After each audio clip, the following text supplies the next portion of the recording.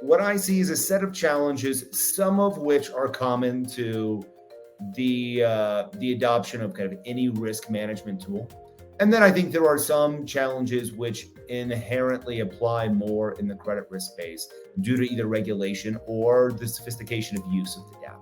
So first off, let's talk about the common challenges.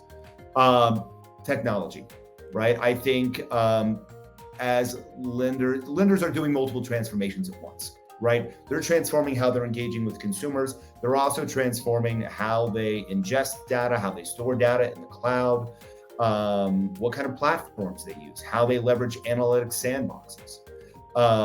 I think there's a lot of innovation happening, and the pace of innovation is going to change depending on the sector that your organization might reside in terms of, do I leverage a score?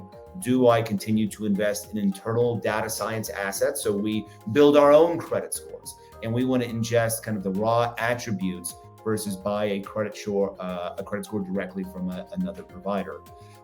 Answering those questions is something that I think at first glance can appear daunting to many organizations. Now, I would say it's incumbent on companies like LexisNexis, and we invest a great deal of time in this, to be prepared to meet any answer to the questions I just posed that a lender might arrive on.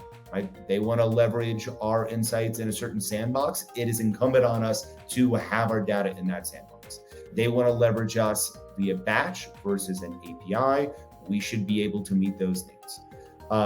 We should be able to deliver data in scores and in attributes, so that no matter what, the core insights we provide, and I think at Lexis on the credit side, first and foremost, we're trying to distinguish ourselves based on the quality of the underlying data behind our products, can get into and have the appropriate influence on our clients' lending strategies.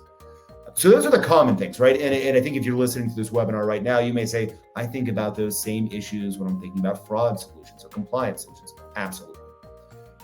Then we have the things that are more specific to credit risk, right? I think there is a lot of work and increased scrutiny, although it's starting to apply in the fraud space as well, to new solutions around issues of model governance and compliance. And of course, that applies to attributes and scores. On our end in Lexis, our guiding philosophy is complete transparency, right? We have probably a 30-40 page at least manual that we provide at the very start of any engagement that details exactly what's going into our scores, how they were developed. We have over 100 pages on our attributes going into exactly what's in them, how they're being calculated. The notion of intellectual property, if you're a provider like LexisNexis in the alternative credit space, I think cannot exist. That's the only way you help lenders get over some of those kind of compliance and regulatory challenges, which candidly have increased here in the US under the current administration. So, that's something that's a lot more credit specific that we think a lot about. And all of these are addressable, right? But if you're choosing sound partners as you kind of go through the alternative credit data journey, your partner should have answers to those challenges.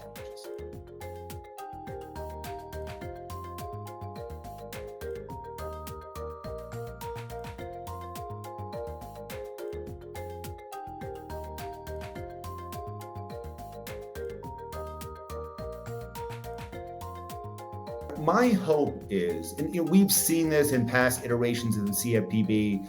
I think about let's call it version 1 of the CFPB in its first iteration under the Obama administration. One of the scariest periods of time for those of us in the industry around then was not knowing what they cared about, right? So in some ways, I think the more the CFPB talks about these issues and clarifies their stance, and that is everything from alternative data specifically to their positions on AI and machine learning, which I think have gotten a lot more clear in the last 12 months. It reduces uncertainty and gives everybody a pretty clear rule book on what to follow. Serious providers in this space, and certainly LexisNexis considers ourselves to be just that, we're prepared to address just about anything. Right? I mean, our data asset is robust. If for whatever reason they were to get uncomfortable with one type of data signal in our products, we have hundreds of different signals, hundreds of different consumer behaviors that we're looking at. So we've diversified our position from that standpoint. And then we just need to be nimble, right? So if we do get new guidance that challenges our products, and we haven't had that, but we try and keep our finger on the pulse, we're ready to adapt. And again, this is another one of those things that it's incumbent on the provider to be nimble and help solve this problem for financial institutions.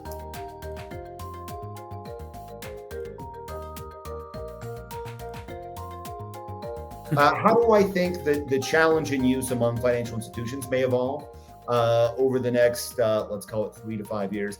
And then what are providers like LexisNexis? And I think many people watching the call will likely know we're the largest provider of alternative credit solutions in the United States by quite a margin. What are we doing to advance our capabilities and better arm consumers for the kind of reality that we're anticipating 3 to 5 years from now? Lenders first.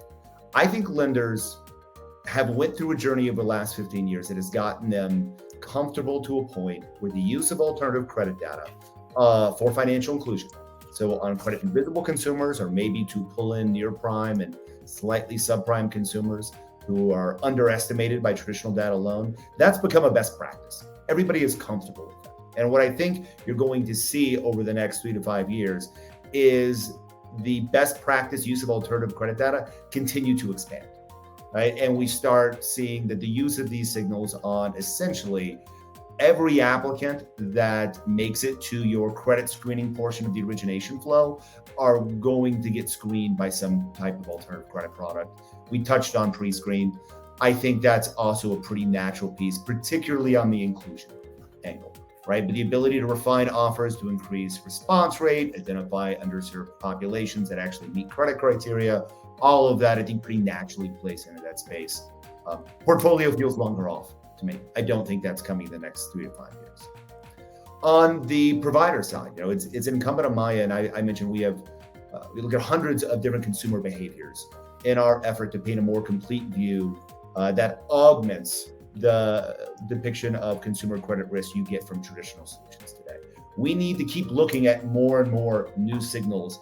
We need to be looking at that experimental bucket that I mentioned earlier of data and say what could be done to potentially mature some of those signals and get them to a point where they can be responsibly included in the kind of solutions like RiskView, which is the lead alternative credit solution at LexisNexis.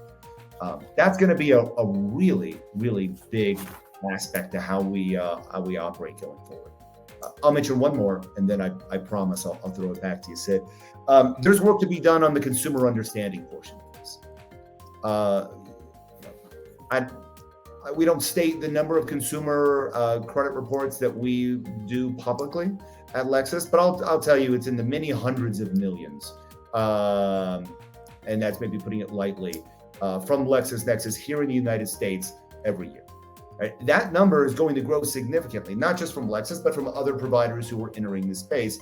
And we need to make sure consumers are aware of these signals. They know how to influence and conduct themselves responsibly to kind of improve their standing in the same way they understand how to do that with a FICO score.